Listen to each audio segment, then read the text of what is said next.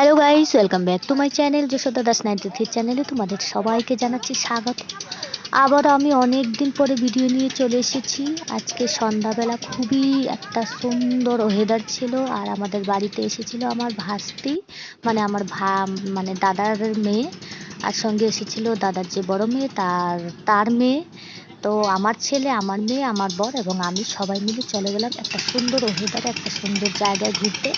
তোমরা দেখতেই পাচ্ছ যে জায়গাটা কত সুন্দর, আর নদীতে জল একদম বেড়ে গেছে, যেহেতু বর্ষাকাল এখনো মানে বর্ষা শুরু এখন, যার জন্য নদীতে জল মানে ভরা ভরা প্রায়।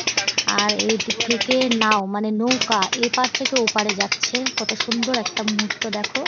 এখানে মানে ঘুরতে আসার সময় ভাবছিলাম যে ভালো লাগছে না, খুবই খারাপ লাগছে, কোথায় যাচ্ছি বুঝতে পারছি না, কিন্তু আমার যে কর্তা মানে আমার বরমশাই একটা এত সুন্দর জায়গায় নিয়ে আসবে আমি ভাবতে পারিনি।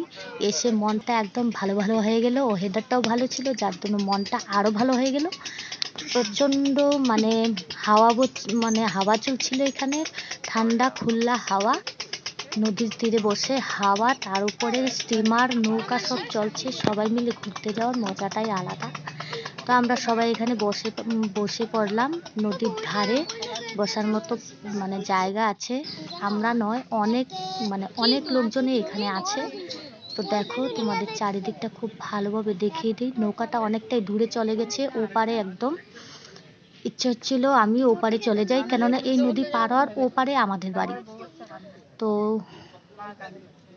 চলো, এটা একটা মানে ঘোরার স্পট তৈরি হয়ে গেছে, আগে এতটা সুন্দর ছিল না, তো এখন প্রচন্ড সুন্দর লাগছে।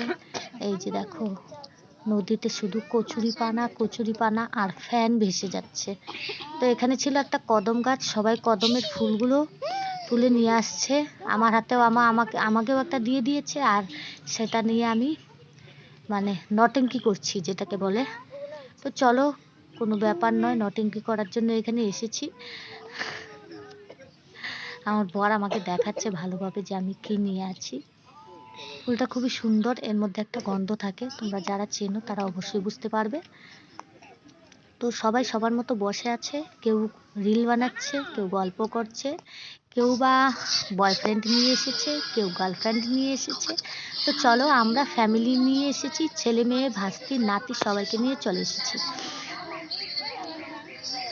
বর দাঁড়িয়ে আছে, আমরা ভিডিও শুট করছি, আমার ভাস্তি রিল বানাচ্ছে, ও রিলস বানায় দেখো। জলে হাত দিচ্ছে, আমার খুব প্রচন্ড ভয় লাগছে, একদম মানে স্রোত প্রচুর জলে। এই যে কদম ফুলটা আমি এখন ভাসিয়ে দিচ্ছি, এই যে দেখো কত সুন্দর, মানে কতটা স্রোত আছে তাই তোমাদের আমি দেখাচ্ছি, দেখবে। এই যে দেখো সেকেন্ডের মধ্যে চলে গেল, আমার ভাস্তি ধরতে নিল কিন্তু ধরতে পারলো না, চলে গেল। আমি বললাম যে বাবা পাশাপাশি যাস নে, কখন কোন বিপদ হয়ে যাবে বলা মুশকিল। তো বাস, জায়গাটা সুন্দর দেখে রিল বানানো শুরু, আর আমরা সবাই বসে আছি, বসে দেখছি, লোকজনকেও দেখছি, লোকজন আমাদেরকে দেখছে। আর আমাদের দেখো আমার কর্তামশাই ড্রাইভার, সে গাড়িতে উঠে বসে পড়েছে, ওনার হয়তো বেশি একটা ভালো লাগছে না। তো চলো, আমরাও মানে সন্ধ্যা হয়ে গেছে প্রায়, কিছুক্ষণের মধ্যে আমরা বেরিয়ে যাব।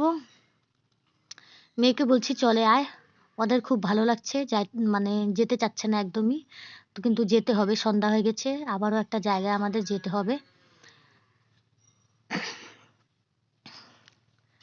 তো চলো আমরা যাচ্ছি অন্য কোথাও আবার, কেননা আমার ভাস্তি কালকে চলে যাবে, যার জন্য আজকে ঘুরতে বেরিয়েছি। তো সন্ধ্যার আগে মানে সন্ধ্যার মধ্যে যে কয়টা জায়গায় যাওয়া যায়, যার জন্য একটু তাড়াতাড়ি বেরিয়ে পড়লাম। তো যাওয়ার পথে তোমাদের একটা জিনিস আমি দেখাচ্ছি, এই যে নদীর মানে ধার ধরে পাকা রাস্তা, আর রাস্তার মধ্যে টোটো নিয়ে আমরা যাচ্ছি, আমরা তো আর ভিআইপি লোক নয় তাই টোটো দিয়ে যাচ্ছি।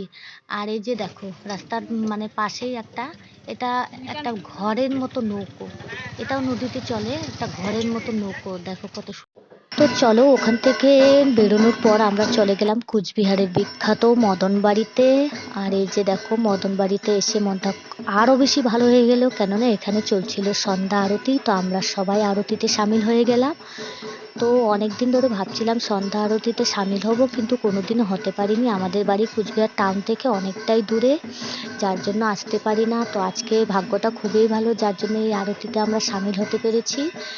তো দেখো, এই আরতি সেরে তারপরে আমরা চলে যাব বাড়িতে।